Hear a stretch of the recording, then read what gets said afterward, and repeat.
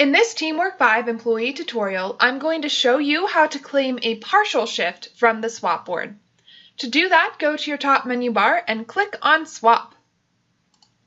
Once you arrive at the SwapBoard, scroll down to the shift you would like to accept. I'm going to choose this one on June 16th, and I will click Check. And TeamWork 5 is going to let me know that I cannot claim this whole shift because it goes over my maximum hours per week. So what I can do is I can claim a partial shift. Click on the split symbol at the bottom left corner of the pop-up menu. And now I can choose to split the shift. Let's say that I agreed to stay late on a shift that I already had on Saturday. So I will go ahead and change this. Let's say I'm going to stay 2 extra hours. And now I can click Check on the section of the shift I wish to claim.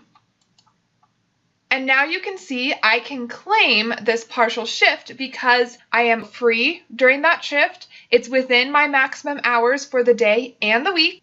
If I did not want to claim this shift, I could hit Close. I do, so I'm going to select Claim. And now TeamWork 5 is going to let me know that I have claimed that partial shift.